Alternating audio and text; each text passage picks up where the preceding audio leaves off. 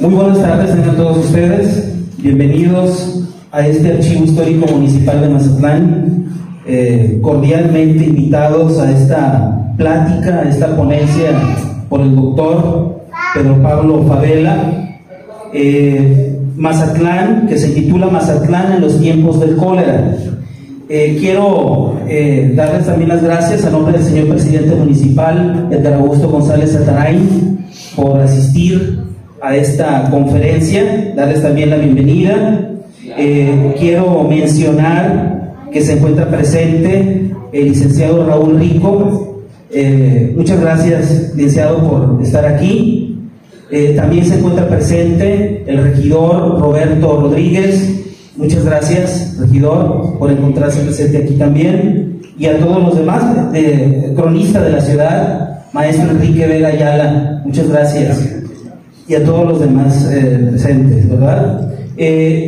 Daré una breve semblanza sobre el maestro doctor Pedro Pablo Favela Astorga, nacido en Culiacán. Es doctor en Historia por el Colegio de Michoacán, Centro de Investigación en Ciencias Sociales y Humanidades de CONACYT, ubicado en Zamora, Michoacán. Sus investigaciones tratan sobre la historia regional de Sinaloa en el ámbito de la economía y la administración pública, particularmente para el caso del puerto de Mazatlán en el siglo XIX. Su actividad académica le ha permitido hacer estancias de investigación e impartir conferencias en varios estados del país y en algunas universidades en California. Cuenta con publicaciones en libros y revistas publicados por las universidades de Guadalajara, por el INA y el Colegio de Sinaloa. Ha trabajado como divulgador cultural en programas de radio también. Actualmente es profesor universitario de la Universidad de Occidente en Culiacán. El tema, de nueva cuenta lo menciono, Mazatlán en los tiempos del cólera. El azote de la epidemia de 1849 en el puerto. Bienvenido, doctor. Muchísimas gracias. Adelante.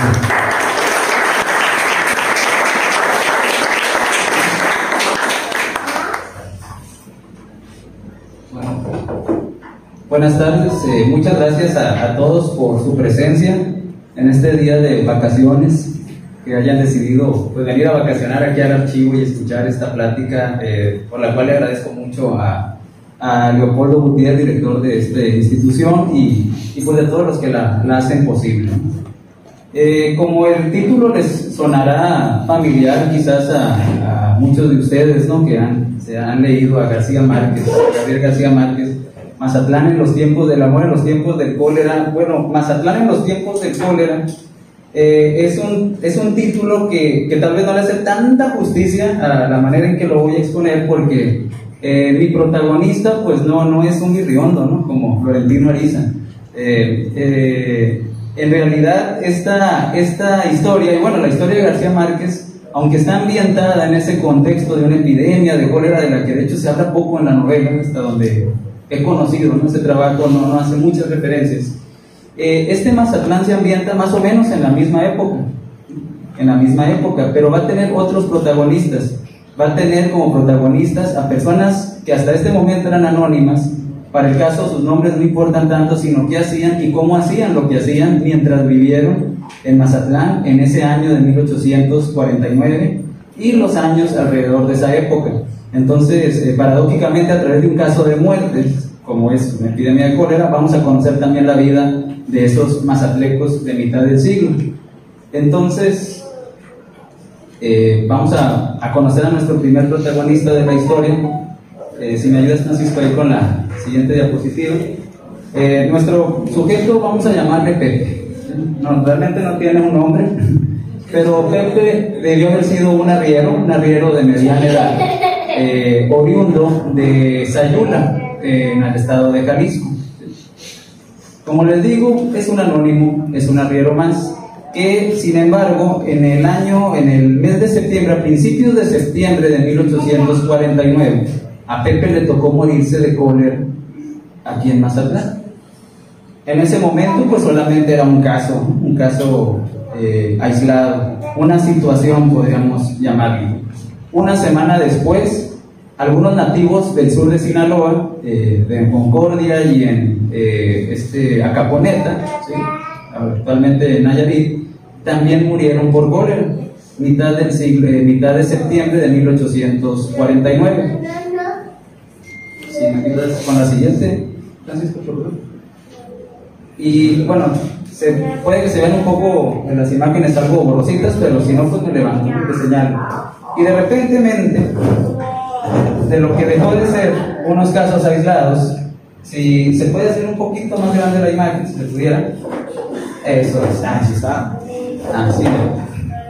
Vamos a notar que por cualquier causa que pudiera haber muerto una persona en Mazatlán entre los años de 1849 y 1850, considérense entre ellas desde los piquetes de alacrán hasta porque se ahogaron, hasta por una riña o por enfermedades que no tenían nombre en ese momento, dolores de costado, fiebres, calenturas, cualquier cosa, cualquier denominación que les hubieran puesto. De repente tenemos una cresta, un repunte vertiginoso entre los meses de octubre, noviembre y diciembre del año de 1849, que como ustedes pues ya estarán deduciendo, se debieron al cólera. Todos estaban establecidos en el registro mortuorio por causa de cólera. Si le puedes dar la siguiente, Francisco. Y también si le puedes aumentar. Decir que mucha gente se murió, poquita gente, decir que 100, decir que 1000 y todo, al final de cuentas solamente son números. Y los números no nos sirven de mucho si no los dimensionamos, si no los ponemos en proporción con las otras, en el contexto en el que está sucediendo. Mazatlán en 1849, según nos dice un censo llevado por Agustín de Escudero, un funcionario importante del puerto de Mazatlán en la primera mitad del siglo XIX, establece que Mazatlán debió haber tenido aproximadamente 6,000 habitantes en 1849. Aquí nada más hay que hacer la aclaración de que ese libro se escribió al final de un estudio, de un trabajo realizado desde 1842. Así como hoy todavía editar un libro toma tiempo, pues en aquel tiempo tomaba más tiempo, ¿sí? Entonces este trabajo hecho en realidad de 1842 aparece hasta 1849. Entonces podemos manejar un margen de 4 años más o menos, 5 años, para considerar que esa debió haber sido la población aproximada que tenía Mazatlán en el año a mediados del siglo XIX. Una población que, como se dan cuenta en esas gráficas, si es que se distinguen los colores, está caracterizada por la fluctuación, por los movimientos migratorios. No era una población estable, ¿sí? Todavía en ese tiempo Mazatlán, como es conocido pues por la mayoría de ustedes, es un puerto que nace, es decir, que se configura tal cual como un puerto oficial, conocido y legitimado por el país hasta después de la independencia, 1821, 1822, aunque sus raíces, sus antecedentes pues datan de la colonia, ¿no? Como todo en nuestro país. Pero formalmente este puerto empieza a funcionar hasta 1822. Entonces, en cosa de 20 años, pasamos de unas poblaciones, de unos número de habitantes pues insignificante, hasta casi 6,000. Eso es lo que cubre esta gráfica. Pero cuánta de esta población realmente estaba aquí, no lo podremos saber. En el momento en que Escudero hace sus notas, establece 6,000 como personas que están en el puerto. Lo demás podría incrementarse o disminuir en función del comercio. Siendo este un puerto comercial, pues obviamente mucho vaivén, mucho trasiego, muchos trabajadores iban y venían en las temporadas altas del comercio. No siempre se quedaban aquí porque había otras partes también históricas muy bien pobladas alrededor de Mazatlán, como Concordia, como El Rosario, ciudades incluso más lejanas como Durango, que tenían pues también ahí su población, ¿no? Entonces no había todavía un espacio definido, pero esto más o menos podríamos imaginar en ese medio siglo. Y no es poca cosa hablar de 6,000 habitantes, considerando que ciudades mejor arraigadas ya para ese momento, como lo era Durango, tenía 10,000, ¿sí? Entonces allá andaban. Bueno, allá andaban, ¿sí? Porque yo no soy de Mazatlán, pero me voy a poner en sus zapatos. La siguiente, por favor. Entonces ya podemos empezar a proporcionar qué significó ese brote de cólera, ese brote en ese momento, ¿sí? están contabilizados de toda esa cantidad de muertos, que es de poco más de 1000 fallecidos, entre enero del 49 y casi finales de 1850, solamente en esos 3 meses murieron 356 personas, contaditas. Eso significa que es la tercera parte de las 1000 y pico personas que murieron en estos 2 años, la tercera parte, ¿sí? Y el 6% de esos 6000 habitantes, ¿no? Bueno, 6%, pues ¿qué puede significar, no?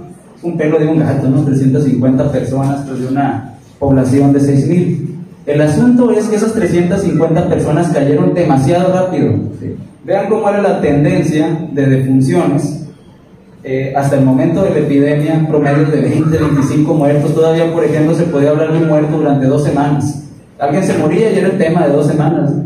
Y de repente no daba tregua. La gente iba cayendo como mosca durante 3 meses. Y consideren que para el momento en que cayeron ya los primeros montones, 10, 15, nadie tenía la menor idea de cuándo se iba a terminar. Así que pueden empezar entonces a experimentar el temor, porque no estamos muy lejos de una situación parecida a esto, de cómo pudo haber sentido un Mazatleco cuando empezó a ver a estas personas morir y a morir a montones. El cólera no era tampoco algo desconocido para las personas de Mazatlán o del mundo, vaya, en ese momento, ¿no? 1849. Para el caso de Sinaloa, concretamente, Eustaquio Buelna, en un libro de historia que escribió en el siglo XIX, ya nos da algunos antecedentes de que en 1833 había habido una epidemia que alcanzó a todo México. Digo, en la Ciudad de México esta cosa fue fatal, y no menos en el sur de Sinaloa, donde se registran miles de muertos en 1833. Entonces el cólera no era nuevo, ¿sí? ya se conocía. Luego Eustaquio Buelna registra también cóleras en 1850 y 1851. Pero este cólera del que yo les vengo a platicar, como ahorita presentaron, es de 1849. Entonces, ¿en dónde está en los libros? ¿En dónde está en la historiografía, en los libros de historia, ese cólera que fue mortífero, ¿no? No se trata de números, se trata de que existió y que esto dañó a la sociedad mazatleca en un momento coyuntural que seguiré pues ahorita explicando, ¿no? Entonces, ese dato no aparece. Eustaquio Buelna no lo registró. Uno podría pensar que lo confundió quizás con el 1850, 51, como es algo común en las personas que no viven el momento, pues, ¿no? A veces lo registran pues como personas que son pues conocedoras de los hechos, pero no lo vivieron. Entonces dice uno, bueno, ¿se confundió? ¿Qué pasó? No, sencillamente es un dato omiso. El cólera de 1833 queda en los libros de historia, o más bien en los trabajos de estudio de la historia de la enfermedad, como el cólera grande, porque fue devastador en buena parte del mundo, para diferenciarlo del cólera chico que se presentó en esa mitad del siglo XIX, menos agresivo, pero no por ellos pues menos mortal, ¿no? Y que tuvo rebrotes en el 50, en el 51, 52, más o menos la historia de las pandemias así no lo narra. La cosa es saber cuándo empezó y cómo afectó a los lugares que nos interesan. La siguiente, Francisco. Y para que eso pudiera suceder, para encontrar entonces ese dato desconocido por Eustaquio Buelna, pues entonces tenemos que entrar a las fuentes primarias, que eso es lo que hacen los investigadores de la historia, los aficionados a la investigación, los cronistas, conocer los trabajos de primera mano. Y en aquel tiempo la fuente de primera mano que existía, no había prensa, no había registro civil. Los registros civiles vienen con las leyes liberales de 1861, ya con Juárez, o sea, mucho antes todavía esto, era la iglesia y sus registros de entierros, de bautizos y de matrimonios, las cosas que le interesaba a la iglesia contabilizar para llevar pues un control, un conocimiento de la feligresía que de alguna manera ordenaba. Lo curioso de estos libros de entierros, como pueden ver aquí en la imagen, el libro de entierros de la parroquia de Mazatlán, es que también en ese momento de 15,000 habitantes pues puede parecer que mucho, poquito, pues al menos en términos de iglesia era muy poco, porque Mazatlán todavía no merecía tener su propia iglesia en ese tiempo, ¿sí? La parroquia de Mazatlán estaba en Villa Unión, o en todo caso desde Villa Unión venía un teniente de cura a hacer registros de los muertos que había aquí, o si había bodas, bueno, a casarlos, lo que se ofreciera, pero no estaba aquí. En ese momento, por iglesia, y ya en algún momento llegaremos a este punto, eran algunos altares móviles, un asunto todavía medio nebuloso en la historia de la iglesia de Mazatlán, pero no crean que era la iglesia de San José y mucho menos la catedral. No existía nada de eso. Entonces el registro lo llevaba un cura foráneo que empezó a establecer los muertos y la causa por la que murieron. La siguiente, como lo pueden ver ahí, ¿no? Los registros parroquiales, que son 3 básicamente, ¿no? Mencionábamos matrimonios, muertos, entierros y bautizos. De entrada solamente son comprensivos a las personas que son católicas. De entrada ya tenemos ahí un sesgo o un subregistro, porque había personas aquí que o eran de otra religión o simple y sencillamente pues no les interesaba mucho, ¿no? O quizás lo que fuera, que estaban al margen de estos libros. A la hora de los entierros no hay escapatoria, porque todos tenían que ser enterrados. Pues era la regla de la época, era la tradición, era necesidad católica, pues con el sacramento. Entonces los registros pueden tener un margen de alguna deficiencia, pero son muy claros al contabilizar cuántas personas murieron por esa causal. Hay otros datos también, si me ayudas, Francisco, con la siguiente, que los registros parroquiales consideran, ¿no? Quien ha visto los libros de la iglesia, los actuales y por supuesto los antiguos, pues saben que allí se da el nombre de hombre y mujer que se están casando, o la persona que para el caso murió, de dónde vienen, ¿sí? Cuál es su origen, muy importante. A veces también se menciona quiénes son sus padres, a qué se dedican, un dato interesante, si viven o no en Mazatlán y desde cuándo están viviendo en Mazatlán. Eso era importantísimo en aquella época para que las personas que estaban llegando de otras partes de México, del mundo, de donde vinieran, pues no anduvieran como Florentino Ariza, que les decía, ¿no? Acá de Riondos, pues casándose en 2 partes, 3 partes diferentes, la vigámica estaba condenadísima. Entonces, ¿cómo lo iban a hacer? Pues llevando un control, un registro de quiénes son estos sujetos, según si son bautizos, si son, bueno, de quienes son hijos en este caso, ¿no? La edad a la que mueren. Todos estos datos de control están en estas actas o cédulas de los registros parroquiales.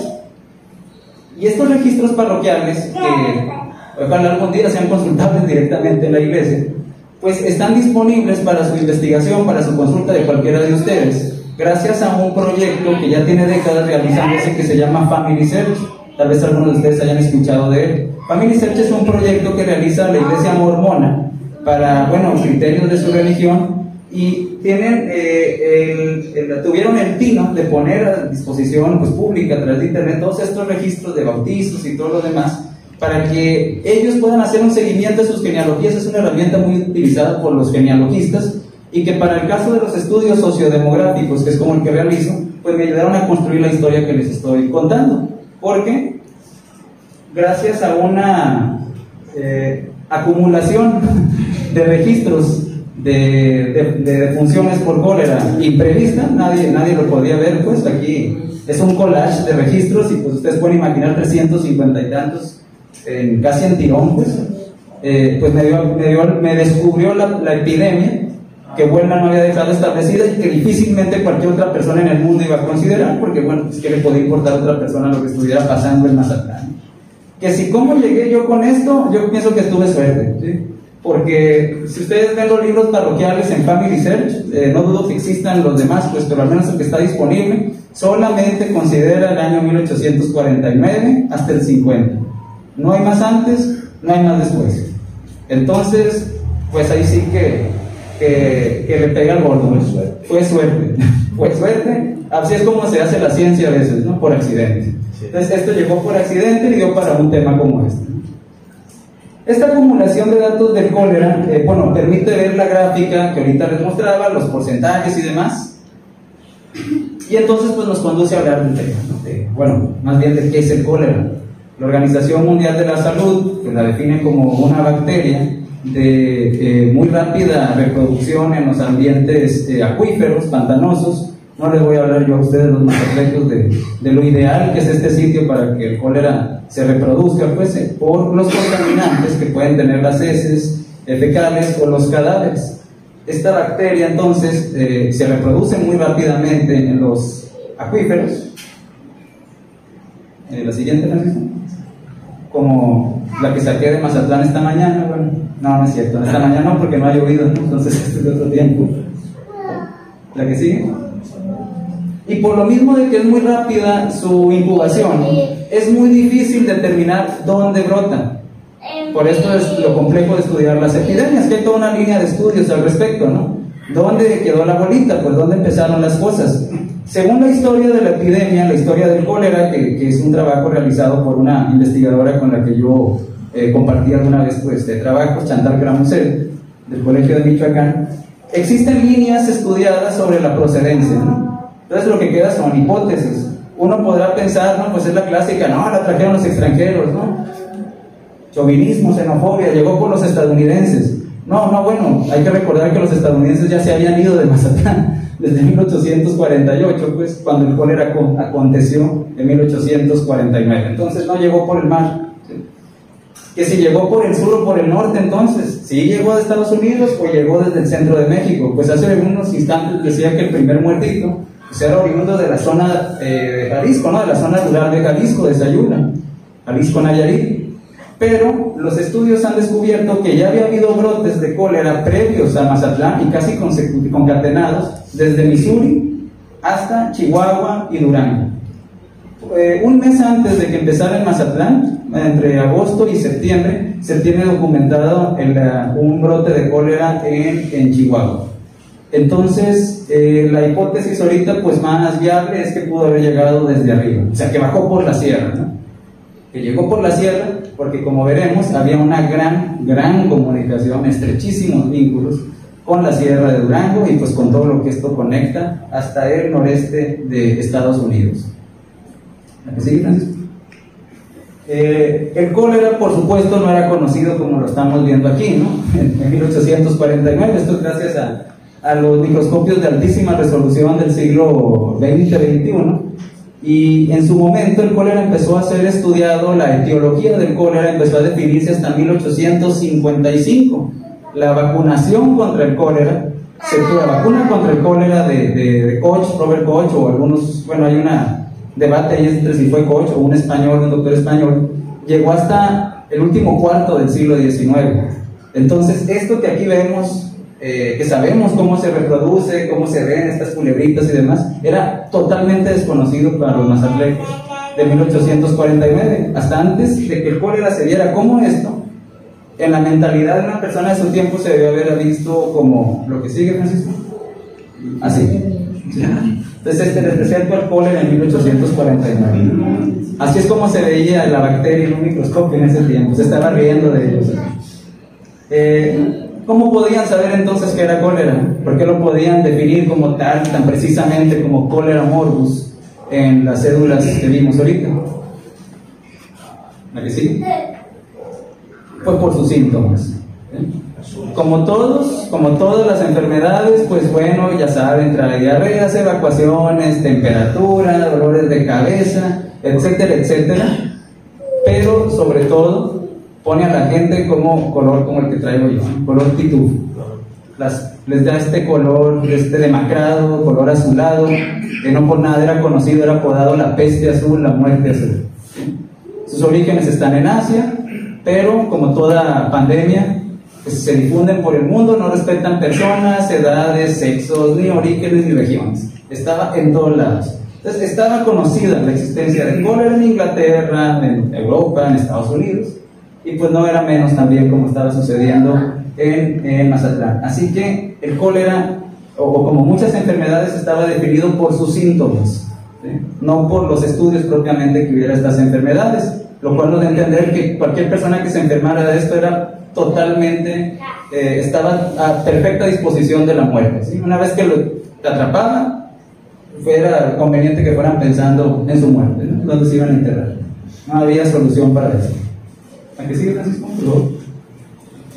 Gracias entonces a estos registros de muertes y también de nacimientos, particularmente de las muertes, como ahorita demostraremos, de los entierros, pero también de las presentaciones matrimoniales, esas cédulas que exigía la iglesia pues para todos los pretendientes, ¿no? Las personas que se querían casar, podemos conocer cómo era vivir en Mazatlán en ese tiempo, ¿no? Porque los registros pues son coincidentes, ¿no? Así como fue fortuito encontrar el caso de la epidemia del cólera en esos 2 años, los únicos 2 años disponibles, contrariamente las presentaciones matrimoniales sí están muy bien documentadas desde 1830. Entonces uno puede hacer un registro uno por uno y hay que hacer una hoja contable, voto por voto, casilla por casilla, persona por persona, para ir construyendo pues una tendencia de su movilización hacia el puerto. Porque las personas que dicen vivir en Mazatlán al momento en que se van a casar en el puerto, o que están anunciando su futuro matrimonio, pues que es la presentación matrimonial, no necesariamente son nacidas allí. Eso pues es bastante comprensible, ¿no? Entonces en esta gráfica, si le puedes hacer un poquito más amplia, Francisco, podemos ver que en la década previa al cólera ya había una fuerte tendencia, una fuerte presencia más bien, de foráneos en este lugar, viviendo aquí, ¿no? Esta es una división que la hice a mi criterio, pues para poder hacer la demostración. Gente que es nativa de Mazatlán, pues por supuesto que hay muchos. Gente que es del sur de Sinaloa, más o menos la misma cantidad. Podemos definir el sur de Sinaloa como, pues todavía ahorita lo ubicamos, ¿no? Concordia, Escuinapa, Rosario. Escuinapa no existía como tal, pero bueno, éramos distritos del sur. Y si sumamos estos dos bloquecitos, rojo y azul, nos va a dar casi la misma cantidad de personas que venían de cualquier otra parte que no fueran estas dos. Desde Culiacán, Sinaloa, que no es el sur, ¿sí?, hasta, díganme ustedes, cualquier extranjero que se les pueda ocurrir. Y por supuesto pasando por toda esa región de México, como Jalisco, de donde venía Pepe, nuestro protagonista, no lo olviden, ¿sí?, que podrían haber estado ubicados en ese bloque gris. Entonces, esto nos demuestra que en esa década, no concretamente el año 49, sino desde muchos años antes, Mazatlán ya estaba siendo muy poblado. O sea, de hecho podríamos decir que el poblamiento de Mazatlán fue casi, yo no podría decir si los nacimientos fueron similares en cantidad a la inmigración, porque yo no hice un conteo de nacimientos. Es obvio pues que la gente se reproduce, si las cosas están yendo bien, pues vamos a tener hijos y vamos a poblar Mazatlán. Pero aquí lo importante es ver cuánta gente de otra parte del país o del mundo también tenía Mazatlán como un lugar importante, válido para irse a hacer algo allá, no sé, como casarse, por ejemplo, ¿no? Y por eso estaban migrando, por eso está ahí reflejado eso.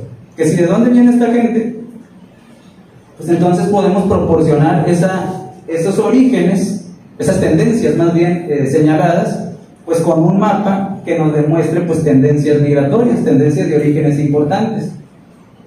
Tal vez las letritas ahí pues se borran un poco, pero pongan ustedes atención en los puntos negros, ¿no?, como les dicen los psicólogos acá, ¿no?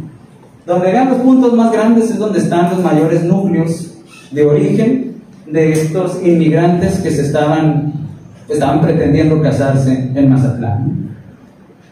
La mitad, como decíamos, pues son gente del sur de Sinaloa, sobre todo del Rosario. Vean el tamaño de esa canica. ¿Sí? Pero vean que no es muy distinta tampoco a la cantidad de personas que venía de Durango, o a la que venía de Tepic, por allá, ¿sí? Por ahí se alcanza a notar Guadalajara. Y un reguero de caniquitas, de bolitas alrededor de esta parte, ¿sí? Pues que ya representan 1 o 2 personas. Claro, hay que quedarle que son datos representativos, ¿no? Pudo haber más, pudo haber menos, pero ya el hecho de que aparezcan nos va pintando un panorama del México que tenía presencia en Mazatlán en ese tiempo. ¿Desde dónde vienen los puntitos que están alrededor de Guadalajara? Pues si ustedes han viajado a Jalisco, pues son zonas campesinas, como muchas partes en Jalisco, ¿no? Autlán, Tapalpa, aparece por allá. De hecho, las caniquitas se van alineando, o lo veremos en otro mapa más al ratito, en dirección a Tepic, Ixtlán del Río, San Pedro no sé qué, o sea, sí.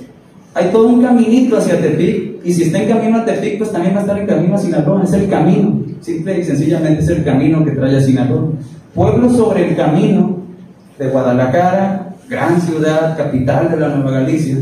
Pueblos que estaban sobre el camino de Guadalajara a Culiacán, se estaban sumando a ese torrente en dirección a Mazatlán. Algo debió haber estado pasando, ¿no?, como para que tanta gente de tantos lugares estuviera llegando. ¿Pero dónde viene esa gente? Pues no son los ricos de Guadalajara, ¿sí? O sea, Guadalajara sí importa, pero no tiene tanta presencia como el montón colectivo que hacen esos puntitos. Ahora veamos el norte-occidente de México. Alineados todos esos pueblos en las zonas serranas, en las zonas mineras de Durango y de Zacatecas principalmente. Entonces, ¿cuáles son las actividades económicas que hicieron grande a este puerto históricamente. Se sabe que el comercio no hubiera tenido ninguna posibilidad de desarrollarse si no hubiera habido un respaldo en efectivo de ese comercio, o sea, la minería. O sea, tenemos comerciantes y tenemos mineros, pero de la parte baja de la pirámide, ¿sí? Como por eso les decía al principio, esta historia no es de los grandes sujetos, sino de todos esos anónimos que construyeron una comunidad, un vecindario en Mazatlán en esa primera mitad del siglo XIX. ¿La que sigue, Francisco? Por favor. ¿Cómo podemos adentrarnos en cómo se debió haber visto esas gentes? ¿Cómo debió haberse visto? Pues también podemos conocer obviamente la edad y agruparla por tendencias y hacer nuestras comparaciones, ¿no?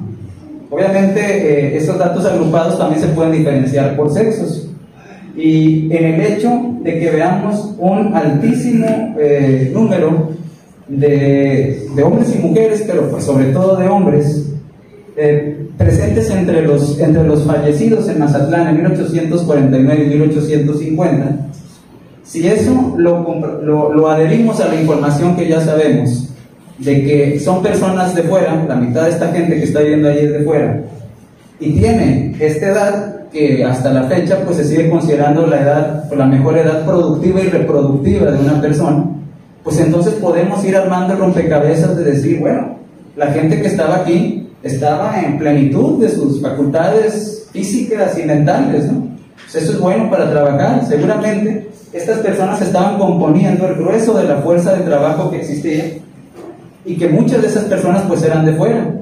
O sea, no significa que no hubiera pues gente local, pero casi en la misma proporción había también foráneos, ¿no? O sea, esta es una ciudad en mucha medida formada por foráneos, por personas de otras partes. Todos ustedes en alguna medida, porque esto habla de 150 años atrás, tendrán sangre de algún compa en Chihuahua, en Puebla, en Jalisco, ¿no? Porque esto es lo que nos está demostrando. Estas personas estaban allí en ese mejor momento de sus vidas, porque ojo, es cuando se murieron, ¿sí?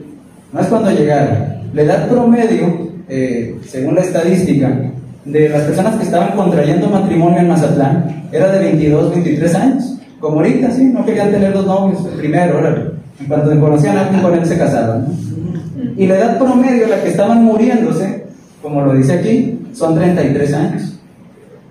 O sea, era una devastación. Entonces ya empezamos a entender el contexto de ese número. Imagínense 350 muertos de golpe en la edad más productiva de sus vidas, ¿sí? En ese momento. ¿La que sigue? Y como ya sabemos qué edad tenían y de dónde venían, pues ahora hay que conocer sus intenciones.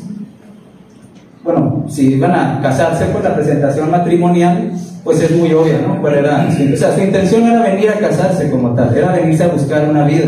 Estas personas que vienen de las minas empobrecidas del occidente de México o del campo en Jalisco, pues como vieron ustedes, esos puntitos remiten a ranchitos, ¿no? O pueblos muy pequeños hoy en día.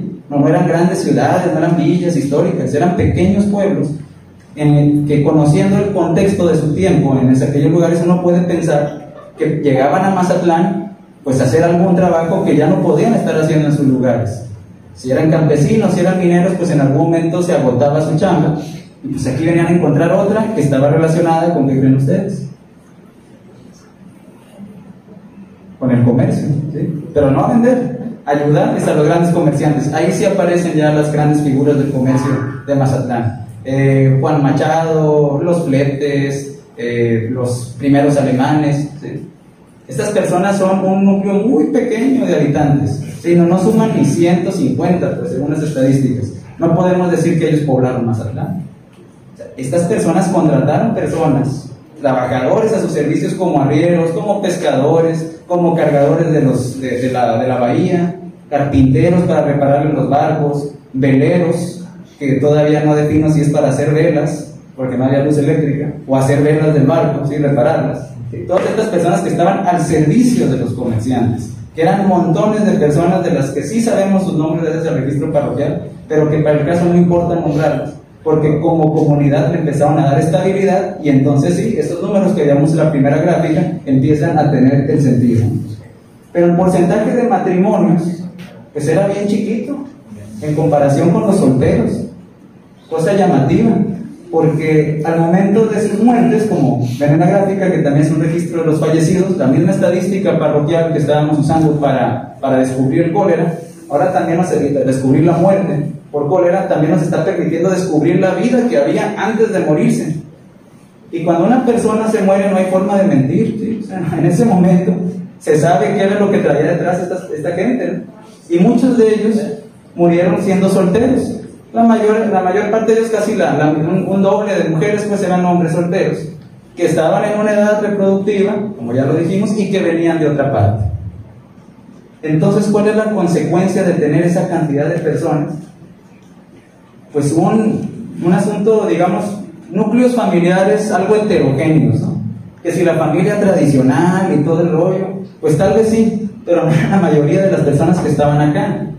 Porque toda esta población, uno podrá pensar, no, pues estaban aquí, iban de tránsito y todo, pues obviamente eran baquetones, ¿no? No seguían los preceptos religiosos del catolicismo y nada. Lo cual se ve reflejado pues en esto, ¿no? Que no se alcanza a ver, que son los, es que no dice hijos, son los hijos, ¿no? Los hijos que tenían naturales, si solamente eran, si no había padre conocido o no había querido pues dar el apellido, la atención de paternidad, se había desaparecido, o si eran hijos naturales, ¿no? Hijos legítimos como todos nosotros aquí presentes, ¿no? Con papá y mamá. Son mitad y mitad, o sea, mitad y mitad, ¿no? En una sociedad tradicional perfectamente constituida, pues el porcentaje de ilegitimidad debería ser chiquito, ¿no? O al menos no tan pareado con el de los naturales. Entonces, ¿qué estaba sucediendo con estos solterones? Que sin embargo estaban teniendo hijos, ¿no? Sí estaban poblando el puerto. Estos sí eran pues puros naciditos en Mazatlán, sin papá, pero sí eran porteños, ¿no? Sí eran mazatlecos. Todos todos vivían en Amaciato, todos eran baquetones, a nadie le importaba la religión. No, pues no podemos saber. Lo que sí podemos saber es que es característico de las personas que están entre los 20 y los 40 años, cabezas de familia, o que se están buscando una familia, una manera de hacer su forma de vida, de ser productivos, es característico de ese núcleo, de ese segmento poblacional, migrar a donde haya mejores oportunidades. Si estas gentes se están moviendo constantemente, como vimos en estos flujos, que no nos permiten estabilizar en 6,000 la población de Mazatlán, que a veces se iban, a veces se venían, pues ¿qué chance iban a tener de formalizar matrimonios en ese tiempo? Esto nos está demostrando entonces, así como había familias bien constituidas, por ahí tengo unas pequeña tablita ahí como cruzando información sobre cuáles eran también las tendencias matrimoniales de las personas que se iban a casar, y resultó bien curioso que era bien endogámica la sociedad de aquí de Mazatlán. Sí había gente de muchas partes, pero se casaban con las personas de su propio origen, o sea, ahí sí que juntos pero no revueltos. Entonces los duranguenses presentes en Mazatlán se casaban con otros duranguenses. Las personas de Jalisco buscaban otro jalisciense o jalisciense. Los mazatlecos pues sí, como con quien encontraran. Hay mucha diferencia. Con la gente que venía de otras partes, sí, son casos muy pequeños, pero son significativos para mostrar tendencias de cómo las personas todavía se sentían como muy apegadas pues a sus lugares de origen y eventualmente volverían a esos lugares. Por eso tal vez esos solteros pues no se estaban casando y sin embargo pues están fuera de casa, ¿no? Algo va a suceder con quien sea que estén acompañados, ¿no? Entonces así se empieza a constituir una familia o un vecindario, una sociedad en ese Mazatlán de ese tiempo, del que cabe señalar hay muy pocas fuentes. La primera mitad del siglo XIX es muy difícil de descubrir porque hubo una rebatinga de guerras. Quienes conozcan aquí historia de México saben que fue una guerra tras otra entre mexicanos con extranjeros y demás, y no permite tener un seguimiento de fuentes como más estable, ¿no? Uno tiene que buscar pistas donde las encuentra, y a veces nunca vamos a encontrar algo que nos lo diga así como lo vemos. Esto se tiene que conjeturar a partir de este seguimiento puntual de una fuente que ni siquiera fue hecha para registrar vivos, sino para registrar muertos, insisto, ¿no? La que sigue, Francisco, por favor. Y bueno, pues claro, ¿no? Si ya sabemos cómo estaba compuesto ese grupo de personas de muchas partes, de tal edad, con tales propósitos que estaba llegando acá, pues hay que descubrir ese propósito de fondo, que bueno, esto sí, no es un misterio para nadie, ¿no? Que venían pues a servir a la economía, a hacerse de una forma de vivir, a mejorar sus sustentos, Con suerte se quedaban a vivir en Mazatlán, se casaban y ahí se quedaban. O si no funcionaba la cosa, pues iban y venían. Total, tendrían tierritas en algún otro lado, vaquitas que cuidar. ¿Cómo estaba funcionando la economía de Mazatlán? ¿Por qué venir a Mazatlán? ¿Por qué no irse para otra parte? ¿Por qué no irse a la Ciudad de México? ¿Por qué no irse a otro lugar en el mundo? Pues porque en aquel tiempo la aduana de Mazatlán, estos son registros económicos de la aduana, es decir, la ganancia administrativa que tenía Hacienda, pues, en su tiempo.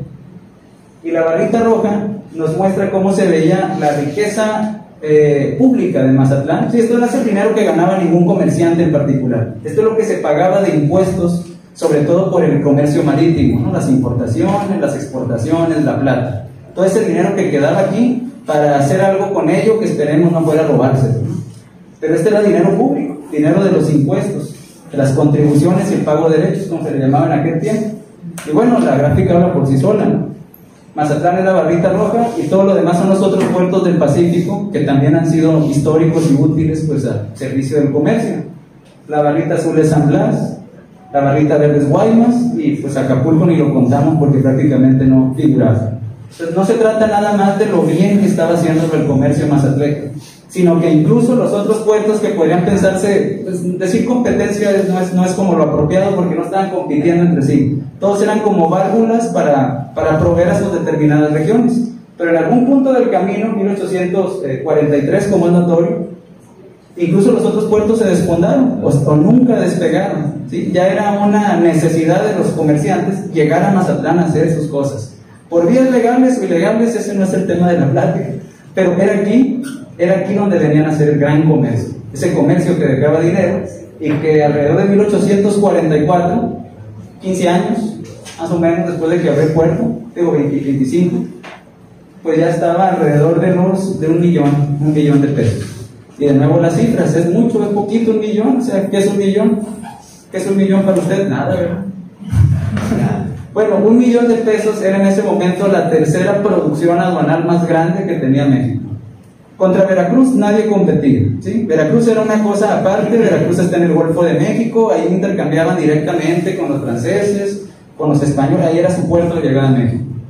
El otro puerto no era Acapulco, ¿sí? El otro puerto también estaba en el Caribe, en el Golfo, ahí se lo andaban turnando de repente entre Campeche creo que Coatzacoalcos, no estoy muy seguro, pero era el Golfo. 2 puertos en el Golfo de México y luego Mazatlán en el Pacífico, por donde es un hecho que no circulaba la mayor parte del comercio mexicano. No estaba el norte de México, el noroeste también descubierto, también poblado como lo estaba el centro. Entonces, venir a comerciar hasta el norte de México era una osadía que solamente tenía sentido por la plata. Y si un lugar está cerca de las minas de plata, no es San Blas, ¿sí? Quien ha ido a San Blas sabe que no hay plata cerca de San Blas. No es Guaymas, no es Acapulco, ¿sí? Es Mazatlán. Y la lógica pues nos demuestra que ese era el propósito y que pues había tanta riqueza con la cual se podía contratar a muchos de esos trabajadores, como Pepe, que llegaron pues a trabajar aquí en esa década en la que aconteció el cólera. ¿La que sigue? Y por supuesto que esa riqueza se tiene que ver reflejada en el Mazatlán de su tiempo, ¿sí? Estas imágenes, algunas son un poco posteriores a 1849, o sea, algunas son de 1850 y tantos incluso, pero las modificaciones urbanas, el uso del suelo, la distribución del espacio no es tan rápida en el tiempo, ¿sí? Todavía hoy, por ejemplo, vemos el Hotel Belmar y no se ve como que esté pues, en sus mejores años, y sin embargo, muchos aquí saben que el Hotel Belmar siempre fue un gran hotel, ¿no? Y ya son, ¿qué? 100 años de existir, una cosa así. Entonces las cosas, los usos de las cosas no cambian tan rápido. Por lo tanto, algunas imágenes, litografías, acuarelas que podamos ver de 1850, 60 todavía pueden remitir en mayor o menor medida al Mazatlán de 10 años antes. Y esto era en su momento, ¿no? Pues cada quien, los soldados, los marineros, los naturalistas, ¿no? Que para el caso eran como los exploradores de su tiempo, los comerciantes, lo pintaban desde diferentes perspectivas. ¿La que sigue, Francisco? Ya empezaba a definirse una traza urbana, ¿sí? Ya empieza a haber un núcleo urbano, decir que ya era una ciudad, pues es nada más ser cuidadoso con el término de ciudad, porque como ahorita mencionaremos y veremos, pues sí, había cosas que deslumbraron a personas extranjeras, incluso cuando llegaron a este lugar, pues yo creo que esperaban encontrar gente bichi en aldeas, una cosa de ese tipo, y sin embargo se toparon con un lugar definido por cuadras, no muy regulares, pero pues ya cuadras, con servicios, de cierto modo, pues de necesidad pública, una cárcel, un mercado. No figura ninguna iglesia todavía ahí, como se darán cuenta más al ratito. Una aduana, una bodega, un cabildo, casas comerciales. Casas comerciales es como decir Liverpool, como decir Sears, el Palacio de Hierro. 12 casas en 1840, en un lugar que tenía 6,000 personas. O sea, no le estaban vendiendo los mismos mazatlecos. O sea, mucha de esta gente no tenía la capacidad económica de pagar por eso. Estas personas estaban intercambiando estos bienes, estaban desviándolos, distribuyéndolos a muchísimos núcleos urbanos más ricos, con mayor poder adquisitivo, como Durango, como el Rosario, como las Californias, Guaymas. Este era un centro de redistribución. Entonces aquí se hacía ese dinero y de a poquito fue quedando en evidencia cómo la ciudad se fue transformando. Este es un plano de 1850 y tantos, que ya pinta más o menos pues lo que ya ubicaron ustedes como el centro histórico, ¿no? Al que encuentre la plazuela Machado, le regalo un café. Pero ya empieza a definirse esa ciudad de Mazatlán. Esa ciudad de Mazatlán era una ciudad que tenía de extensión, ¿cuánto es desde la aduana hasta acá, hasta la playa de Pinitos? Pues que 1,5 kilómetros, 2 kilómetros. Eso era Mazatlán, no había más después de eso. Y lo que había eran chozas, no era ni necesario pintarlas siquiera, ¿no? Entonces, este es el Mazatlán que se construyó con toda esa riqueza que se generó desde 10, 15 años atrás. La que sigue, Francisco. Y a decir de los visitantes que estuvieron en esos años, como unos japoneses, por ejemplo, que por circunstancias raras andaban por acá, pues ya describen con asombro, ¿no? ¡Wow! Dicen, Mazatlán es un lugar que tiene edificios de 2 pisos. O sea, 2 pisos, no, hombre, si hubieran visto la Torre M, se paniquean, ¿no? Edificios con 2 pisos. Me imagino que aquí pues la gente que conoce la historia de Mazatlán podrá definir cuáles son los más viejos de esos edificios, que el hecho de que tuvieran balcones ya los impresionaba, ¿no? Se ven medio achinados los mazatlecos de aquel tiempo, no eran así, así eran que los pintaron. Pero pues vean cómo pintan esa ciudad, ¿no? Densamente construida, con un mercado, un trasiego, un intercambio de cosas muy vívido, ¿sí? Personas intercambiando cosas. La que sigue, Francisco. Se busca, este es un plano, creo que debe ser el primero que haya de la urbanización de Mazatlán. Esos japoneses, bueno, la persona que compiló el trabajo de esos japoneses menciona que haciendo trabajo de archivo aquí en 1980 y tantos, encontró este plano como parte de, bueno, material que no estaba clasificado, 1840 y tantos, 42, sí. Entonces, sería una joya poder contar con este plano, porque tal vez sea el primero que muestre cómo se empezó a urbanizar Mazatlán. No significa que sea el primer plano o mapa que haya en Mazatlán, es el primero, creo yo, que define cuadras, medidas, para qué uso tenían, por ejemplo, un mesón, quién sabe cuál, y que... Es la Machado. Entonces, o sea, 1842, el Cabildo de Mazatlán, de lo que el señor Enrique platicó hace unas semanas, se estableció en 1837. Este es apenitas, este es el nacimiento de esta ciudad. Pero ese plano, pues, no, al menos yo no lo he podido encontrar ni saber en dónde está, pero o sea, este es el testimonio de su existencia, ¿no? La que sigue, Francisco. Y por supuesto el puerto, ¿no? Ajetreo comercial, barcos, pues, gente en los muelles y demás. Aquí es donde se vuelve importante recordar cuándo aconteció la epidemia de cólera en 1849. ¿Quién se acuerda? ¿En qué meses? Entre octubre y diciembre, ¿sí? La temporada del gran comercio, por consenso, ¿sí? Por cualquier comerciante y figura pública, era la temporada del comercio, la temporada de cruceros, ¿sí? Porque el clima lo permitía. Ya no había huracanes, ya había dejado de llover, ya se podía caminar la península, porque de otro modo quedaba inundada, era muy difícil mover mercancía. Y los barcos ya podían llegar a anclar con seguridad acá por el lado del faro. Era la temporada del comercio, era cuando se llenaba de gente en Mazatlán, dependientemente de que vivieran o no aquí. En ese momento era cuando estaban esos picos de población, que algunos dicen que podía alcanzar las 10,000 personas. Yo creo que es una exageración, pero no es poca cosa decir cuándo se incrementaron de 6,000 a tantos más, o se iban cuando esto no estaba sucediendo. Pues en esos meses del gran comercio es cuando les trayó el cólera. Pobre gente, perdió mucho dinero, supongo. ¿A qué sigue, Francisco? y por supuesto pues el contexto social, político en el que se está viviendo esa época, ¿no? Poco antes de la epidemia del cólera, un año antes, año y medio antes, pues sucede la intervención estadounidense en México. Aquí no se vivió como esta imagen, aquí la cosa parece que fue peace and love, ¿sí? Incluso hubo un buen entendimiento entre la comunidad de Mazatlán y los estadounidenses.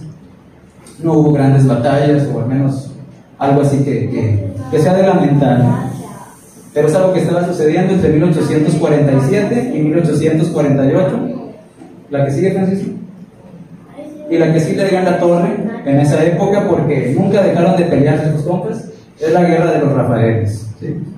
Federalistas contra centralistas, o dicho de otro modo, el gobernador de Sinaloa, gobernador constitucional, demócrata, liberal,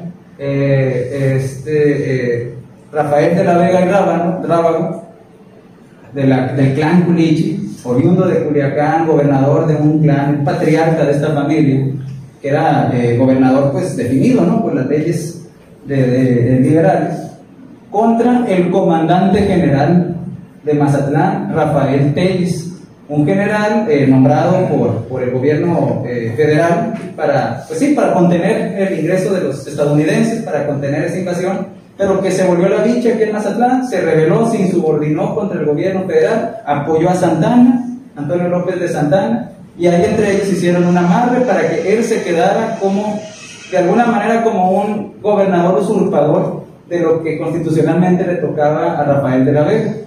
Pues Rafael de la Vega no se dejó, ¿no? Entonces vino a pelear contra él le contestó el pleito, le ganó el round, lo metieron a la cárcel, se escapó, bueno, lo liberaron, o sea, fue un relajo que quienes más lamentaron y quienes más lo sufrieron fue el pueblo común, porque no sabían de quién esperar los balazos técnicamente, o la rapacidad más bien, el robo de gallinas, el cobro de impuestos de manera acá por abajo del agua, porque pues móchate porque vamos a comprar móchate con un gochi, ¿no? Porque hay que comer, la tropa tiene que comer. Los mismos si eran liberales, si eran federalistas, o sea, en pro de la república, o si eran centralistas como López de Santana, que estaba soñando con ser dictador, ¿no? Entonces, esta guerra interna estuvo sucediendo en esos años. De hecho, en la intervención estadounidense, Rafael Telles, que tenía la obligación de defender el puerto, porque él era el comandante de las tropas, era el supremo comandante de las tropas en Sinaloa, se escondió mejor en la sierra. Allá se fue a refugiar esperando echarse un tiro contra el gobernador de Sinaloa. Mientras que acá los estadounidenses, pues sí, ya habían tomado el cabildo, ya se habían entendido con los administradores públicos, y el hombre allá en la sierra. Para cuando los estadounidenses desistieron ya se firmó el Tratado de Guadalupe Hidalgo en 1848, dicen ya nos vamos, y por favor, Telles, déjate de cosas, devuelven el gobierno a Rafael de la Vega, ¿no? Lo capturan y bueno, creo que luego lo destierran. Es una historia aparte, pero que está sucediendo en ese momento y que obviamente tenía la gente pues tensa, me imagino yo, y con algunas pérdidas de vidas y económicas que bueno, laceraban la vida también del pueblo, ¿no? Es una cosa lo que está sucediendo en los grandes números de la aduana y otra lo que está viviendo la gente común como Pepe, que seguramente pues, andaban en este tipo de robos. La que sigue. Y entonces pues sucede el cólera. En ese contexto pasa el cólera de 1849. La que sigue, que también fue vivido por viajeros, marineros, comerciantes que estuvieron por aquí en ese año. Uno de ellos, Bertolt Seaman, es un nombre, pues dice, ¿no?, que todos los días había velorios en casa, todos los días había un muertito y había que estarlo velando y se escuchaba que rezaban el rosario y todo el rollo, que era una situación muy triste esos meses así. La que sigue, Francisco. Que para contener la propagación de esta peste, que también eran llamadas miasmas, porque atribuían en ese tiempo que las enfermedades se esparcían pues por la atmósfera, ¿no?, por los vientos. Entonces, una manera de contener eso era haciendo fogatas, haciendo fuegos purificadores. Y pues dicen que no faltaba a la vuelta de alguna esquina, por aquí en la Machada, como donde fue, que prendieran lumbres, que prendieran fogatas, pues para tratar de eso, de purificar el ambiente. Medidas que ya también habían tomado incluso en Londres, ¿no? Uy, ciudad súper moderna y todo eso. Pues era lo que hacían, o sea, no había otra alternativa, ¿no? ¿Qué más iban a poder hacer? Más que estos remedios empíricos, ¿no?, como la purificación del ambiente a través del fuego y demás. Francisco. Y por supuesto, pedirle de arriba, ¿no? El único que podría controlar. y que había procesiones. Había procesiones cada tantos días a sacar a un santo a pasear y toda la gente rece y rece, pues pidiendo que por favor esto se terminara, porque no le veían fin. ¿Sí? Todos los días había 10 muertos, 15 muertos, yo llegué a contar un día de 25 muertos, todos de pálidos, bueno, todos azules más bien. La cosa estaba fea, ¿sí? No eran días bonitos. En la mejor época del año Mazatlán, como hasta la fecha, no venía Mazatlán en octubre, noviembre, siempre está chido. Pues en ese tiempo no estuvo. La que sigue, pues, se clausuró la vida pública, ¿sí? Todos los entretenimientos, el teatro, los toros, los gallos, se clausuraron por orden del cabildo. Quédate en tu casa, quédate en tu casa, quédate en tu casa, no salgan, se van a enfermar. Entonces confinaron a la gente. La que sigue, Francisco. Y el confinamiento también implicó cerrar el abasto de alimento a Mazatlán, porque pues los alimentos podían estar contaminados. Si a eso le sumamos los pantanos, el hacinamiento de las familias pobres y los focos de contagio que podía haber por donde fuera, pues ese cerramiento que tuvo Mazatlán pues condenó a muchas familias a la miseria, a la pobreza. No se registra que la gente muera de hambre, no, la iglesia no registra eso. Pero seguramente mucha gente sí se murió. O sea, mucha gente que no está en los libros de la iglesia se debió haber muerto por las condiciones infrahumanas en las que estuvo el pueblo por 2 meses y medio. Ahora sí, ya parece muchísimo, ¿verdad? Ya parece mucho. ¿La que sigue, Francisco? ¿Por qué no sabemos tampoco cuánta gente se murió? Pues porque no todas eran enterradas por los santísimos sacramentos. Esta imagen yo creo que es conocida por muchos de ustedes. Una imagen de 1850 y tantos, también de un navegante de apellido, bueno, un extranjero, que si se dan cuenta, a ver si deducen desde dónde está la lista, les voy a dar una pista, ¿no? Esta es una tumba, es una lápida, ¿no? Y allá, esas piedras allá paradas, es la manera artística en la que este señor dibujó el Cerro de la Aduana o el Cerro de la Cruz, que tiene una peñita, ¿no? Ahí donde está la cruz. O sea, esto es Playa Sur. Y el señor lo está pintando desde el lugar que ahorita es la escuela Ángel Flores. Lo que dicen el barrio de la Calavera. Sí, la Calavera. Exacto, así es. Este terreno era un terreno no consagrado. O dicho de otro modo, la gente iba a enterrar a los muertos ahí con o sin consentimiento de la iglesia, cosa que tenía muy molesto al padre del Rosario, pues, por decir, ¿cómo es posible que Mazatlán en 1840, 30 y tantos es la carta que escribe, no tenga un panteón? O sea, la gente la va y la entierran como animal muerto, pues allá en los cerros, o la tiran en los arenales, o en el mar, o qué sé yo. Y en el contexto de epidemia, pues yo creo que más hacen con el cuerpo lo que sea, donde sea, por el temor también a enfermarse, ¿no? Entonces aquí queda el testimonio de que ese cerro, que la historia del cerro, lo leí de usted, Enrique, la historia del Cerro de la Calavera es muy, muy curiosa, ¿no? Cómo encontraron tanto hueso cuando empezaban a construir ese lugar. Pues formalmente tengo entendido que no era un panteón, aunque sí está denominado en el plano como Camposanto Antiguo. Pero justo a raíz de la epidemia, que concentró tantos muertos de golpe, pues ya se vieron obligados a iniciar obras que ya habían empezado poco antes, que ya luego sería el Camposanto nuevo o oficial, ¿no? Que ya luego tiene el Panteón de los Protestantes, el Panteón 1, ¿no? Que no está en este mismo sitio. Es donde está Ángela Peralta, tengo entendido yo, ¿no? No, ese es donde está la escuela Ángel Flores. Ah, está la escuela Ángel Flores, sí. Entonces aquí hay una lista de este sitio, ¿no? Desde donde estaba el Camposanto, donde iban a terminar muchos de estos muertos, que ahí sí quedaron en el anonimato, ¿no? ¿La que sigue, Francisco? Si alguien salió ganando con la epidemia de cólera, pues ahí sí tal vez fue la iglesia, porque con todo, pues el cura tuvo mucha chamba, ¿no? Entonces tenía que estar yendo a darle los santísimos óleos, pues, sacramentos a los muertos, a quienes pudieran, y los entierros registrados en el libro de entierros, pues se hacen por pago de 2 pesos, 4 pesos, derechos de bóveda, que me imagino que era para poderse enterrar, pues ahí mismo en la iglesia de San José actualmente, o por limosna, ¿no? Para los pobres por limosna, pero algo de dinerito caía. Curiosamente, antes de la epidemia de cólera, según el registro de esa misma libro, pues la iglesia había colectado hasta ese momento 300 pesos. Y pasados esos 3 meses, ¡pum!, 950. Yo creo que con ese dinero le sirvió para terminar la torrecita del campanario, ¿no? Porque hasta ese momento parece que no estaba la campana todavía acomodada, ¿no? Entonces, pero bueno, no les fue tampoco tan bien, ¿no? Porque el padre que inició el registro de los muertos por cólera, pues él se firma, ¿no? Ahí el sacerdote de nombre Ignacio, aquí está, si alguien se lo sabe me puede ganar y me dice. El señor, aquí está. El padre Ignacio Castro, le correspondió a él empezar, desde antes estaba él pues, llevando el registro, ¿no? Pero le tocó contar los primeros muertitos por cólera. Y ahí nada más comenzando octubre ya no está firmando él. En su lugar aparece el señor José Molina. ¿Se murió de cólera? Eso lo supe yo hasta entrando en 1850. Hasta 1850 lo supe. Pobre hombre, o sea, ya había pasado la epidemia, ¿sí? ya había disminuido, claro que quedaban secuelas, pero pues ya eran unos cuantitos que murieron todavía hasta febrero de 1850, entre esos llegó el padre. Así que no vivió para contar. Gracias, Maris. No disfrutó el dinerito. La que sigue. Bueno, y aquí está el caso de la iglesia, ¿no? Que se veía, dicen que era una cosa muy austera, una edificación muy austera.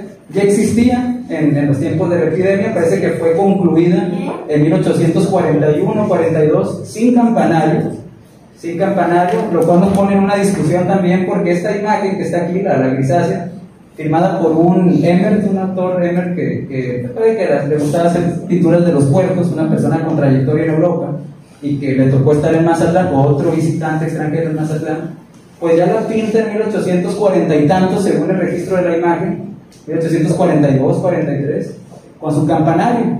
Pero hace poco también supimos por Juan José Rodríguez que ese campanario, según esto, lo terminaron los franceses, como la imagen que está allá arriba. Entonces, o esta foto miente, o está mal fechada, o no sabemos lo que creemos que sabemos sobre los franceses. El asunto es que la iglesia existía.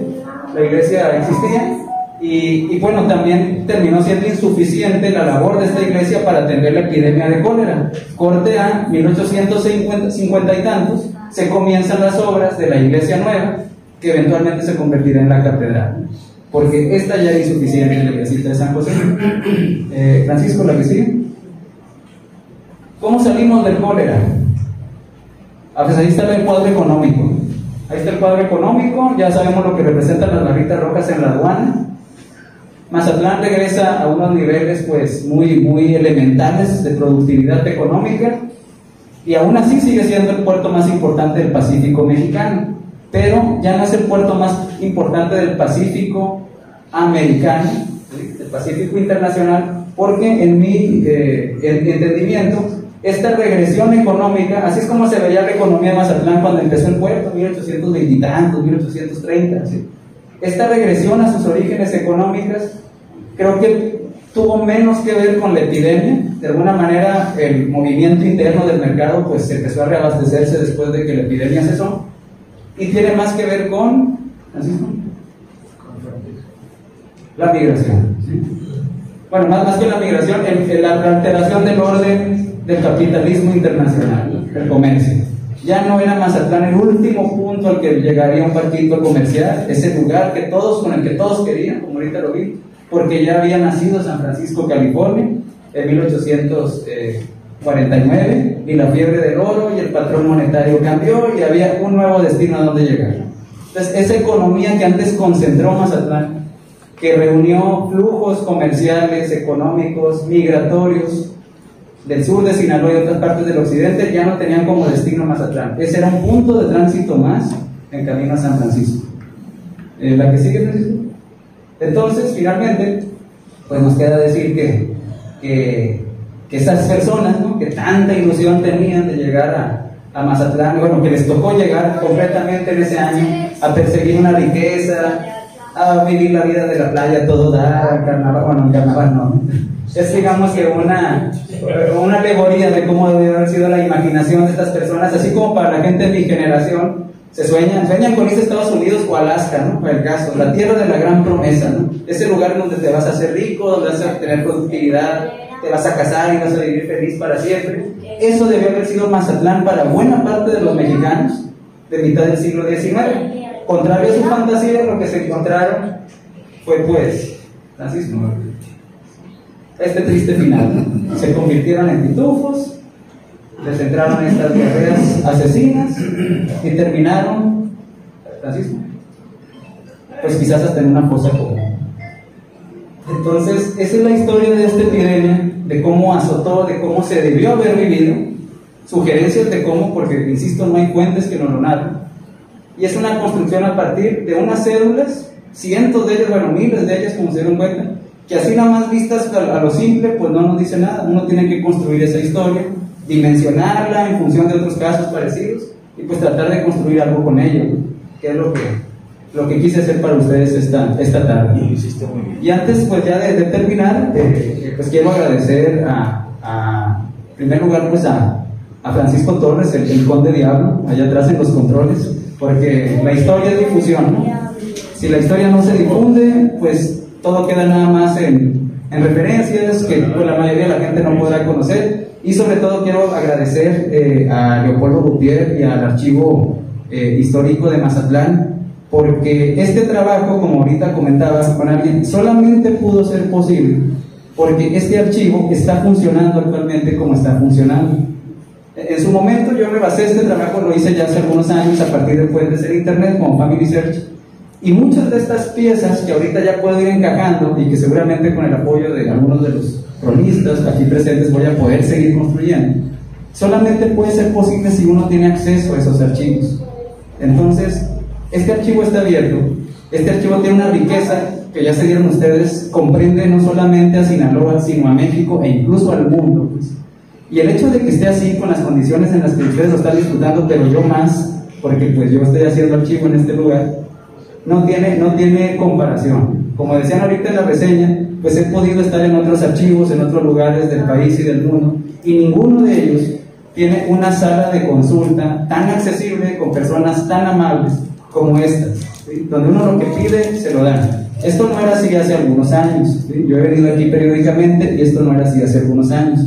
Ahora que lo es, tienen que entender las autoridades que estén presentes que tienen que seguirlo fomentando, porque está chido venir a Mazatlán a la fiesta y todo, ¿no? Pero el turismo no nomás se hace de fiesteros y borrachitos, pues, ¿no? O sea, el turismo también se hace con la cultura, con el arte, con la academia. Y el hecho de que yo haya venido aquí por invitación de otra amiga, Yuneiri Topete, porque me dijo, Kyle, la cosa está increíble. O sea, uno llega, está en esta sala de consulta con el personal, de repente pasa una pulmonía con reggaetón, o sea, uno está viéndolo todo, está disfrutándolo, o sea, uno está viviendo en este archivo. La idea de la mayoría de la gente, de mis estudiantes, es, papeles viejos, libros en una sala oscura. O sea, honestamente yo me termino durmiendo también, pues en algunos sitios en donde las condiciones son pésimas para hacer consulta. Y aquí está todo luminoso, vivo, o sea, es un archivo vivo. No lo dejen morir, ¿sí? O sea, mucho tiempo estuvo, creo yo, en condiciones pues no consultables, cerradas para personas que necesitaban hacer trabajos como yo, como este que les presento, y muchos otros que se están haciendo. Permitan que esos trabajos se hagan, por favor, ¿sí? Y apuesten las administraciones vigentes y las que sigan a mantener un sitio como este. No hay otro lugar en México como este, con una sala de consulta como esta, y obviamente con el acervo que este lugar tiene.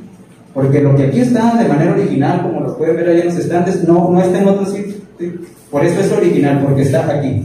Puede haber otras copias en algún lugar, pero aquí está el original, hay que cuidarlo y hay que promoverlo y hay que seguir utilizándolo. Por eso, Leopoldo, te agradezco mucho las facilidades que me has dado y esperemos que más personas se entusiasmen a hacer esto a partir de estas iniciativas que están teniendo. Muchas gracias.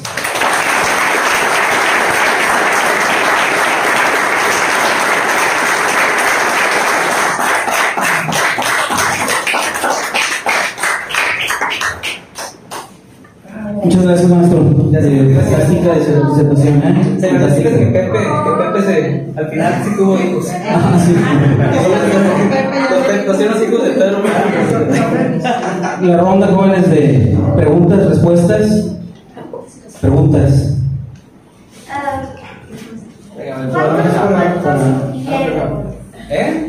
¿Cuántos muertos hubieron? En total, en un día o en muchos meses, o en el cólera nada más.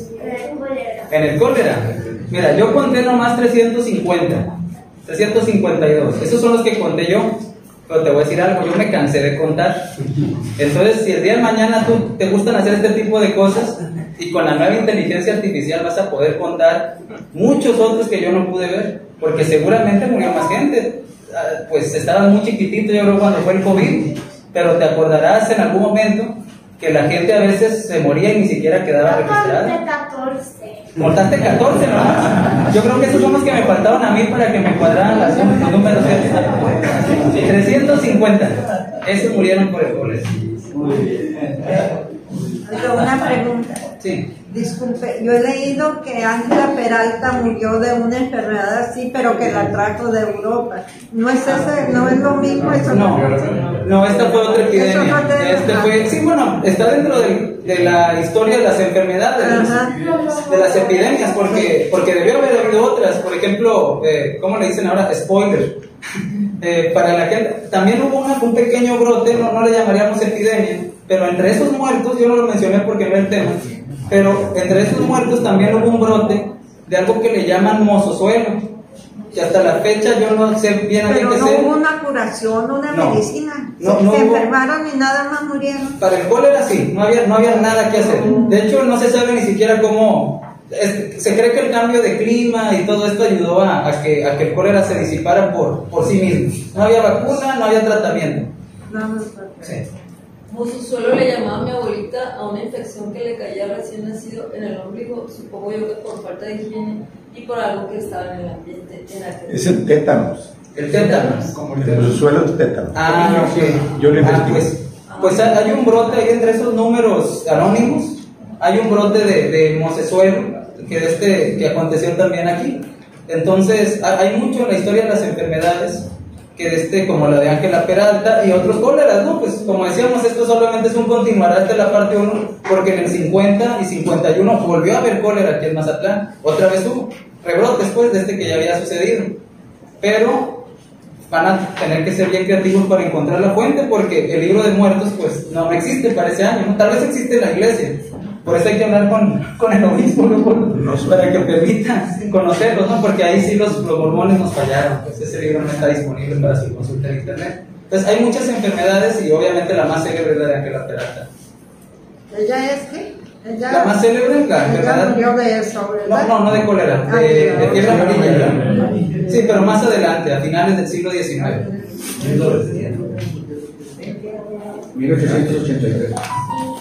Pero, para felicitarte, me gustó mucho el enfoque que le diste a tu trabajo. Me parece que nos abre muchas expectativas en relación con el estudio de los fenómenos que eran muy recurrentes en Mazatlán en el siglo XIX. Como bien lo comentabas, están registradas distintas epidemias y también brotes de viruela, de sarampión, que diezmaban a la población, pero que no tenemos manera de llevar un registro puntual, pero con el enfoque que le estás dando y a partir de la fuente que te tocó investigar o consultar, me parece que le das un enfoque muy acertado para que nos demos cuenta de no solo las características de la epidemia, sino el contexto en el que se desarrolló y que pues efectivamente lo has narrado de manera muy vívida y muy puntual. Felicidades, muchas gracias. Agradezco y agradezco de hecho la presencia aquí de personas que los he leído, ¿no? Yo los he leído y pues en parte de lo que ustedes han dicho yo he apoyado también la investigación.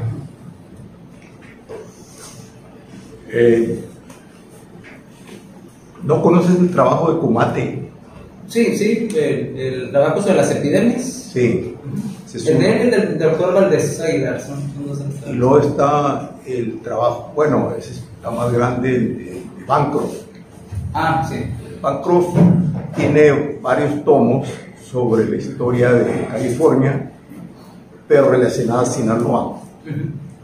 De ellas, por ejemplo, llega a Mazatlán procedente de California, un pleito que tuvo con Michel Torena y se viene hacia acá. Yo creo que la pregunta de la señora tiene algo importante en la conversa, porque pues este puerto ha tenido bastantes de otro tipo, ¿no? El de conocido de la Peralta, pero también está de la peste bubónica, que, o sea, una tras otra. Luego está la viruela. Yo conocí gente que padeció viruela, tenían toda la cara marcada. En Escuinapa, el panteón antiguo está donde está el hospital civil ahorita. Cuando escarbaron ahí andaba la gente asustada, porque se va a salir la viruela otra vez. Ahí enterraron a los muertitos de la viruela. El panteón Ángela Peralta, aquí en Mazatlán, la mitad donde está una escuela y los bomberos era la fosa común. Ahí enterraron a todos los muertitos de la... Ahí están los músicos de Ángela Peralta, porque a nadie enterraban. Todo el mundo tenía pavor de esta cosa. Leí un artículo hace mucho sobre un médico que andaba en estas cosas y ya me andaba vomitando de la descripción que da de los muertos. ¿No es el de Martiniano Carvajal? No, el de Martiniano Carvajal tengo el libro. De hecho, la edición nueva es, el prólogo es de Cumate, que es un libro raro porque ni en la UAS lo tienen. Sí. Y está editado por la UAS, ¿no? Esas cosas pasan. Que a mí me lo piden, oye, préstame para sacarle copia.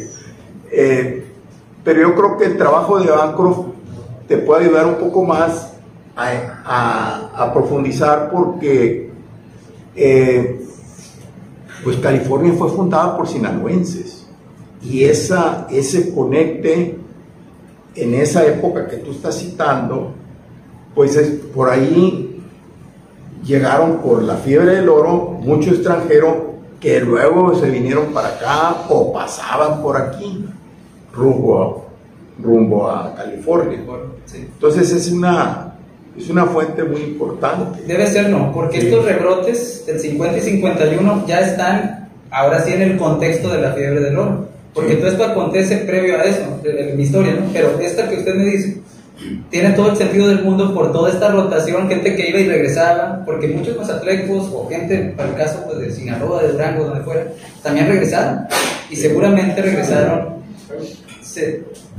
seguramente muchos regresaron también enfermos, aunque por el asunto de la incubación de las enfermedades, pues que en el caso del cólera es, tengo entendido, muy rápido, 3-4 días, pues es difícil concluir, digamos, que nace en algún punto específico, ¿no? O sea, cualquier laguna, cualquier charquito podía estar infectado en ese momento, y pues lo mismo daba si eran nacidos en algún lugar o de otro, ¿no? Porque lo podían tomar de donde fuera, pero posiblemente lo que usted dice es una muy buena forma de abordar ese cólera del 50-51, que Buelna lo menciona, pues que ocurrió, que aconteció, pero pues no está estudiado, ese no está estudiado. O sea, tal vez Bancroft tenga mucha información de eso, ¿no? Bueno, es que Bancroft tuvo la oportunidad en su tiempo de entrevistar a personas vivas, y ellos recabaron mucha información. O sea, yo nada más tengo 2 tomos, lo que me interesó, lo compré, ¿no? Porque la colección es muy grande y pues tediosa, además apenas el tema que le interese a uno. Sí. A mí me interesó eso de la migración sinaloense, de los de Chameta, de Rosario. Sí. El último gobernador de California pues era un sinaloense, o de ascendencia sinaloense, Tío Pico. Ah, sí, mulato, por cierto. ¿En qué año ya en los...? El último, Sí, el último previo a la es independencia. contemporáneo. Sí, 1848, 748. Estaban en conflicto ahí cuando él termina. De hecho, hubo un conflicto ahí en California donde él se regresa a Culiacán porque tenía familia ahí. Está emparentado con mucha gente aquí, con este Félix Pico. Él tiene el árbol genealógico, si lo consultan, lo puedes sacarle mucha información a él. ¿Cómo no? A Félix Pico. Sí, esa parte ha estado aquí con nosotros. Sí, ahí te la paso. Muy bien. Y yo soy el único que tiene imágenes de Mazatlán de 1849. Si tienen aquí no la van a encontrar. Yo sí la tengo. Muy bien. Dice el conde Diablo que las promesas es aquí, Joaquín. No, ya quedó grabado, en una conferencia la va a presentar. Sí. No, dijo yo no sé. Yo no hice. Las promesas tienen fecha, hora y día. Yo no he dado fecha, hora y día. Digo, pregúntale a los que se han casado y te van a decir cuánto. Maestros que se van a casar y no se casaron, nomás eran presentaciones. Dale pues. Nomás eran presentaciones, pero no se casaron. No se casaron. La peste negra o peste bubónica, que fue a principios de 1900, nos llegó por una embarcación de San Francisco. Una embarcación que llegó de San Francisco fue la que nos trajo la epidemia aquí en Mazatlán, la peste bubónica, la negra. Y la fiebre amarilla, como muchas otras que no son enfermedades como el cólera, que nunca se han ido, sí. La fiebre amarilla creo que se propaga por piquete de mosquito. Sí, tienen diferentes agentes de propagación. Bueno, la fiebre, la peste bubónica, pues es la que le tocó atender a Martiniano Carvajal, tengo entendido, ¿no? El libro que él escribió tiene que ver propiamente ahí con ese caso, ya está más documentado, porque ahí sí hay un libro, ¿no? Y hecho por un médico, por un doctor, ese sí es doctor. Y el caso de las que propagan por mosquitos, pues sí también son de temporada. Aquí, por ejemplo, el cólera realmente no respetaba el clima, ¿no? Era más bien la contaminación de las aguas, pero lo que he leído aparte por otros casos, pues parece que el cambio de clima ayudaba. Ahora, aquí pasamos del otoño al invierno, ya no había tormentas, ya por eso es que llegaban los barcos en esa época, ¿no? Entonces será pues trabajo de otra ocasión saber cómo esto se pudo haber contenido y pues eso también proponerlo como líneas de estudio para las personas que se interesan en esos temas. Pero claro, como lo han estado diciendo ahorita Joaquín, la señora o usted, hay muchas epidemias que eran hasta el pan de cada día. O sea, lo vemos como algo muy extraño. Un caso de cólera, una epidemia. No, o sea, que la gente estuviera familiarizada con eso no significa que le diera menos miedo, pues. Porque al final de cuentas pues no había curas, había curas de almas, pero no había curas médicas. Entonces, si les llegaba eso, era muerte segura, pues. Entonces es muy interesante hacer estudios así y pues claro que hay muchos casos estudiados. Sí. Se me regresa. Sí, muchas gracias. Buenas tardes. Soy Alberto Arámbulo, mazatleco de nacimiento, y creo un grupo en Facebook que se llama Ancestros de Sinaloa. No sé si ustedes ya hayan visto ese grupo. Y tomé como fuente a Family Search, ese sitio de internet que es gratuito, se pueden crear cuentas gratuitas y se puede descargar todo tipo de documentos de archivos parroquiales y del registro civil también, de acta de nacimiento o las fe de bautismo, de matrimoniales, de defunción, y después cuando ya se instaló el registro civil, que fue a mediados del siglo XIX, pues las actas de nacimiento, actas de matrimonio, actas de presentación matrimonial, acta de defunción. Así indagué, investigué y he llegado hasta quintos o sextos abuelos por ambas líneas, por el lado paterno y por el lado materno. Lo creé creé este sitio con el afán, con el interés de motivar a la población a que investiguen por su propia cuenta su genealogía. Yo ya tengo mi árbol genealógico, pero aún me falta, pues creo que más, tendré que ir a archivos de la Ciudad de México o de España, y eso pues implica mucho gasto, ¿verdad? Y además, Ancestro del Sur Sinaloa, búscalo en internet y únanse. Les invito a que se unan, por favor. Y así he encontrado parientes. Es tan fascinante la genealogía que he encontrado parientes que nos hemos identificado, parientes de cuartos, quintos, primos. Por ejemplo, descubrí que doña Tomasa Osuna, que fue la propietaria de lo que ahora son los portales de Canovio, viene siendo mi cuarta abuela por línea paterna, cuarta abuela, sí, cuarta tía abuela, hermana de una cuarta abuela mía, y doña Tomás Osuna, ella nunca se casó, murió soltera, pero una hermana de ella, que se llamaba Lucía Osuna, se casó con un español que se llamaba Juan Francisco Tamés, que por cierto tenía, creo que era propietario de tierras, lo que ahora es Juantillos. El señor iba a pasar temporadas a Juantillos, y esa señora, Lucía Osuna, tuvo una hija que se llamaba Ramona Tamés Osuna, que se casó con Luis Canovio, con Giovanni Canovio, el inmigrante, ¿no? El primero de los Canovio, que llegó aquí a Mazatlán, el inmigrante italiano, que por cierto era de oficio boticario. Así que les invito a que se unan al grupo y busquen, investiguen, y a lo mejor resultamos muchos de aquí que estamos presentes parientes. Gracias. Que mi pariente. Si eres Osuna. Bueno, bien dice Antonio Lerma Garay, Mazatlán tiene tanta historia, ¿verdad? Y qué bueno que estamos tantos aquí, porque todos la hacemos muy bella.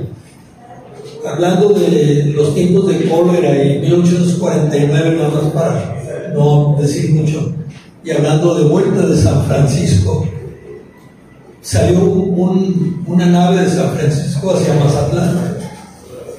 Aquí en Mazatlán se enteraron que había brotes de alguna enfermedad, posiblemente cólera, y aquí estuvo en cuarentena a principios de 1850. Un año después, pero en el mundo era una epidemia o una enfermedad que estaba muy en boga, ¿no? París ha llegado a ser París precisamente por las enfermedades o por la misma insalubridad que hubo, ¿no? Gracias al barón de Haussmann, que le tocó hacer los grandes trabajos de agua y drenaje, pues es el problema. Porque, y cuántos de nosotros que hemos ido a algunas comunidades rurales nos damos cuenta de dónde se invierte el drenaje, no está canalizado. Pues es una gran causa, ¿no? La insalubridad. Gracias. Gracias a usted.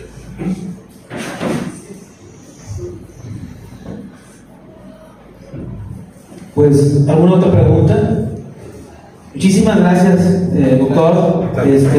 Fantástica la disertación, y de verdad, de las pláticas que hemos tenido últimamente, pues, brillantísima, de verdad. Agradecerles de nuevo a todos su presencia en este archivo, y pues, agradecerles, de verdad, haber venido aquí. Muchísimas gracias a todos. Gracias.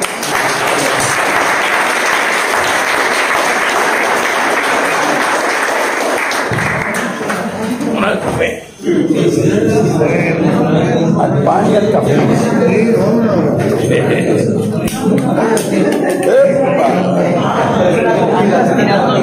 Como siempre, no me hagas por eso se te descompone.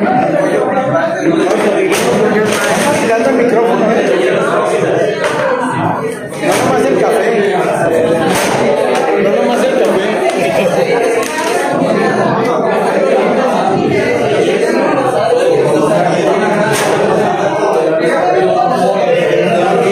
Sí, ahora te cayeron.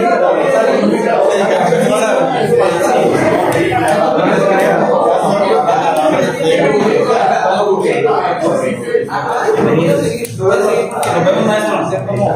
¿Cómo se hace?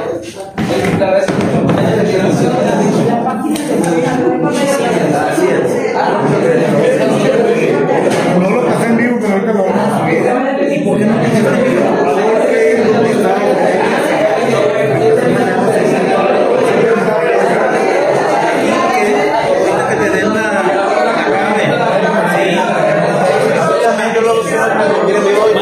Me da también la señal, la clave, porque se me va a Francisco para que vaya allí.